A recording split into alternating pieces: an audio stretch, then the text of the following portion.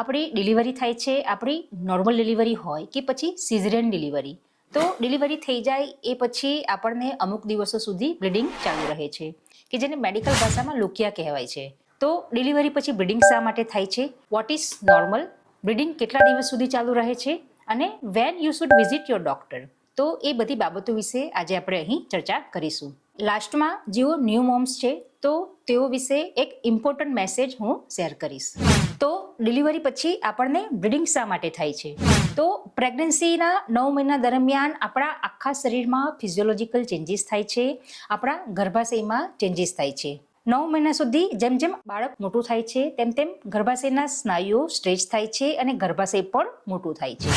ગર્ભાશયમાં નવી નવી blood vessels બને છે, ગર્ભાશયમાં બ્લડ સર્ક્યુલેશન વધે છે, ગર્ભાશયનું જે એન્ડોમેટ્રિયમ છે તો એમાં ચેન્જીસ થાય છે, જેથી કરીને બાળકને પૂરતા પ્રમાણમાં ન્યુટ્રિશન મળી શકે, પૂરતા પ્રમાણમાં ઓક્સિજન અને પૂરતા પ્રમાણમાં બ્લડ મળી રહે. તો એ માટે આપણા ગર્ભાશયમાં 9 મહિના સુધી આવા ચેન્જીસ થાય છે. હવે ડિલિવરી થઈ જાય, બાળક બહાર આવી જાય, તો એ પછી આ જે વધી ગયેલ ટિશ્યુ છે, વધી ગયેલું જે એન્ડોમેટ્રિયમ છે, બ્લડ વેસલ્સ છે અને કલેક્ટેડ બ્લડ છે, તો એ બધી ટિશ્યુનો આપણને જરૂર રહેતી નથી. અને ડિલિવરી થઈ જાય એ પછી એ આપણા ગર્ભાશયમાંથી બ્લીડિંગ મારફતે આપણા શરીરમાંથી બહાર નીકળી જાય છે, કે જેને મેડિકલ ભાષામાં લોકિયા કહેવાય છે. એ ગર્ભાશયની એક ક્લિયરિંગ સિસ્ટમ છે, એ ગર્ભાશય પોતે સાફ કરવાની એક નેચરલ પ્રક્રિયા છે અને આપણા શરીરની એક હિલિંગ પ્રોસેસ છે.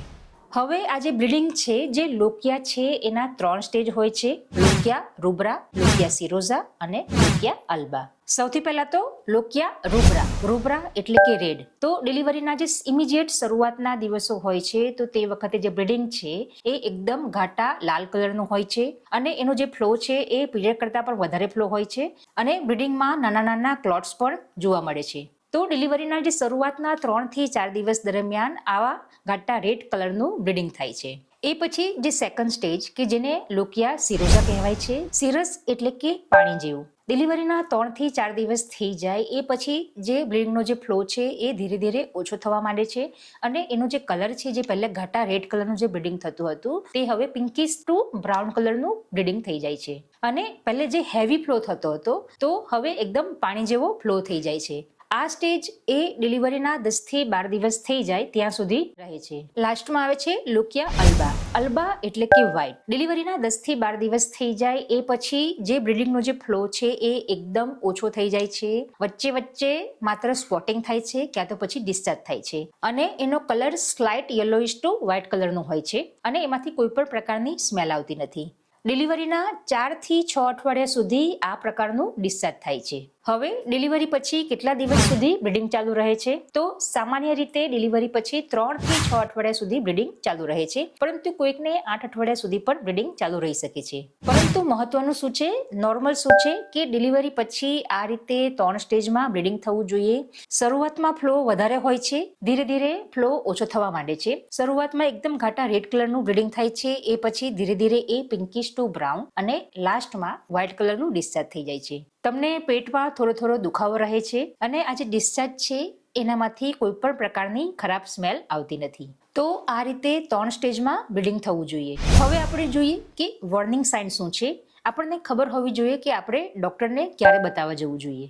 તો એકદમ હેવી બ્લીડિંગ થતું હોય, દર કલાકે પેડ ચેન્જ કરવો પડતો હોય, બ્લીડિંગમાં મોટા મોટા ગઠ્ઠા જતા હોય, મોટા મોટા ક્લોટ્સ પડતા હોય, પેટમાં અસહ્ય દુખાવો થતો હોય, તાવ આવતો હોય, વધારે પડતી કમજોરી લાગતી હોય, ખરાબ સ્મેલ આવતી હોય, તમને બ્લીડિંગ ઓછું થઈ જાય એના 15 થી 20 દિવસ પછી ફરીથી હેવી ફ્લો ચાલુ થાય, તો આ બધી જ કન્ડિશનમાં આપણે તાત્કાલિક ડોક્ટરને બતાવવું જોઈએ.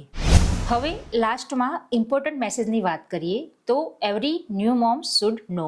ડિલિવરી પછી 6 થી 8 અઠવાડિયા સુધી આપણા શરીરમાંથી બ્લીડિંગ થતું હોય છે, આપણું બોડી રિકવર થતું હોય છે. આ સમયગાળા દરમિયાન આપણને ઇન્ફેક્શન થવાનું રિસ્ક વધી જાય છે. તો આ સમયગાળા દરમિયાન આપણે આપણી પૂરતા પ્રમાણમાં કાળજી રાખવી ખૂબ જ જરૂરી હોય છે. રોજ સ્નાન કરવું જોઈએ, પ્રોપર હાઇજીન મેન્ટેન કરવું જોઈએ, સેનિટરી પેડનો ઉપયોગ કરવો જોઈએ, સમતોલિત આહાર લેવો જોઈએ અને પૂરતા પ્રમાણમાં લિક્વિડ લેવું જોઈએ કે જેથી કરીને આપણને ડિહાઇડ્રેશન નહીં થઈ જાય. પૂરતા પ્રમાણમાં ઊંઘ લેવી જોઈએ અને એક્સક્લુસિવલી બ્રેસ્ટ ફીડિંગ કરાવવું જોઈએ. ડિલિવરીના 10 થી 15 દિવસ થઈ જાય એ પછી આપણા ડૉક્ટર આપણને એક ફોલોઅપ વિઝિટ માટે બોલાવે છે. તો ડિલિવરી પછી એક ફોલોઅપ વિઝિટ અવશ્ય કરવી જોઈએ. તો ડિલિવરી પછી બ્લીડિંગ થવું એ નોર્મલ છે, પરંતુ આપણે આપણી પૂરતી કાળજી રાખવી ખૂબ જ જરૂરી હોય છે.